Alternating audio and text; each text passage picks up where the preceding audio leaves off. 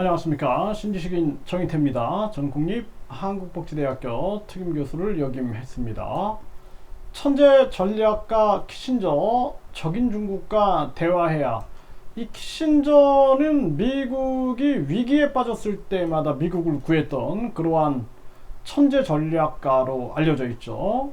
그래서 미국과 소련이 이 긴장 고도가 굉장히 높아졌을 때 중국과 손을 잡으면서 결국에는 중국이 소련을 견제하게 만들기도 했고요. 뿐만 아니라 이 달러가 금태환제를 이루지 못할 때 달러의 붕괴 상황이 발생됐을 때 페트로 달러 해가지고 결국에는 사우디가 이 석유 원유를 결제할 때 달러로만 할 수 있게끔 해가지고 또다시 미국을 구했던 아주 천재적인 그러한 전략가죠. 이 보통 머리가 아니다. 저도 이 키신저에 대해서 연구하면서 대단한 전략가다라는 생각을 했는데요.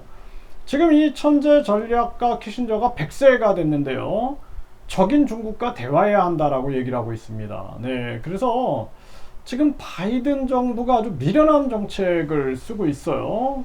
이 세계가 사실 공존하면서 평화를 유지하면서 많은 사람들이 깨어날 수 있는 기회를 줘야 되는데 완전히 대립구도로 가가지고 전쟁 위기를 만들고 또 전염병 3년 동안 많은 세계 서민들이 절망과 고통 속에 빠져서 생을 잃고 하였음에도 불구하고 급격한 금리 인상으로 나만 살고 이웃나라 거지 만들기 정책을 쓰고 이웃나라에 계속 전쟁 위기를 만들고 뿐만 아니라 무기를 판매하고 자기들의 이익을 위하여 달러 기축통화 패권과 4차 산업 패권을 쥐기 위해서 끊임없이 꼼수를 쓰고 있는데요.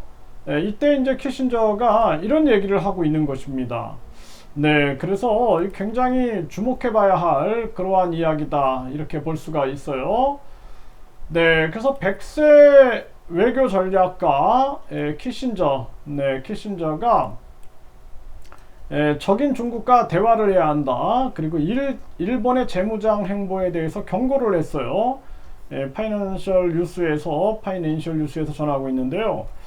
이게 굉장히 중요한 부분입니다. 그래서 일본이 미국과 전쟁을 치렀고 그 속에서 핵무기에 당했죠. 그런 상황인데 이번에도 보면은 일본이 G7 이 모임에서도 계속 자기들이 핵 피해자임을 드러내려고 하는 그래서 정당화시키려고 하는 이러한 모습들이 보여지고 끊임없이 전쟁 가능 국가 이 분위기를 만들면서 이 재무장 행보를 하고 있는데 이 부분을 이제 직시하고 있는 거죠. 네, 그래서 일본과 미국이 한때는 전쟁을 지금은 동맹을 이런 식으로 하면서 끊임없이 자기들의 이익을 위해서 계산기를 돌리고 있다는 것을 우리가 잊어서는 안 됩니다. 네, 그래서 소련도 마찬가지죠. 지금의 러시아, 소련도 2차 세계대전 때 미국과 동맹으로 같이 싸웠지만 곧바로 자기들의 이익을 위해서는 다시 미소 냉전 시대 패권 경쟁을 만들어가고 전쟁을 만들어가면서 세계를 공산진영과 자유진영으로 갈라놓고 자기들의 패권 전쟁을 해왔던 거죠. 이러한 부분들 우리가 이제 세계 시민들이 이제는 속지 말아야 된다라는 생각을 안 할 수가 없습니다. 네, 그래서 이 키신저, 네, 키신저의 100세 생일을 맞았는데 미국 바이든 정권의 대중 정책을 비판했다. 네, 미중 대화 필요성을 강조하고 냉전기 대탕트 필요성을 얘기했고요. 대만 문제는 풀 수 없는 문제다. 현상 유지가 최선이다. 이런 얘기를 하고 중국 부상에 대응한 일본이 대량 살상무기 개발 가능성을 얘기를 하고 있는 겁니다.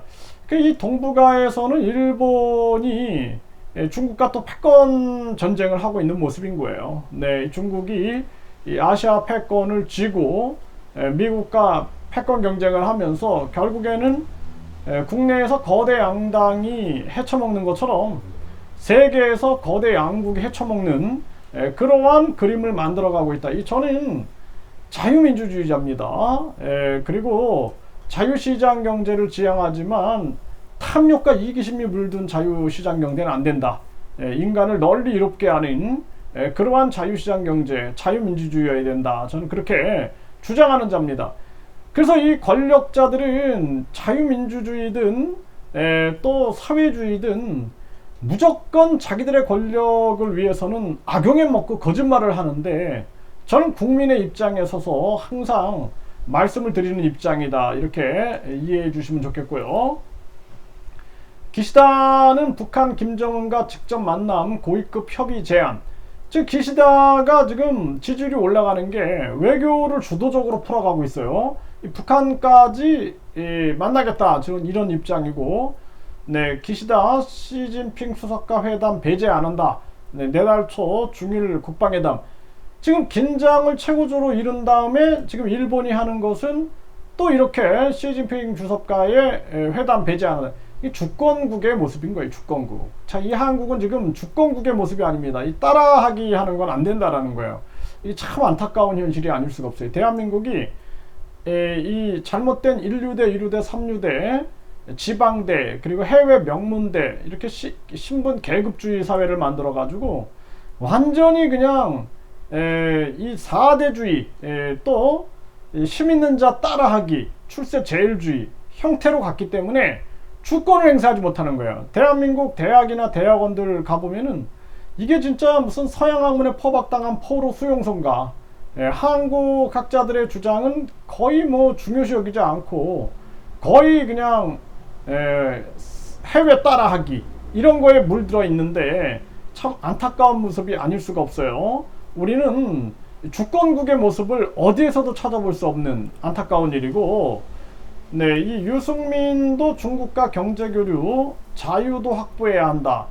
중국과 경제교류 자유도 확보해야 한다. 이 미국이 막아버리는데 이것이 중요하다는 걸 주장하고 있는 거죠. 그래서 한미 동맹 강화는 옳은 선택이지만 윤석열 정부 대중 외교에 나서야 할 차례다. 대중 외교에 나서야 할 차례다, 이런 얘기를 하죠.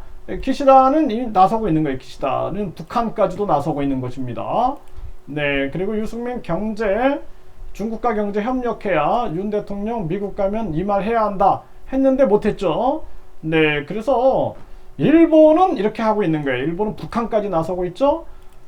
박정희도 북한과 대화했다. 윤석열 정부도 해야 한다. 이런 얘기가 나오고 있어요. 그래서 여기 보면은 북한이 1968년 박정희 대통령을 살해하기 위해 31명의 특공대원을 내려보냈는데, 그런데도 박정희 대통령은 북한과 대화해서 1972년 7.4 남북 공동성명을 채택을 했다라는 것입니다.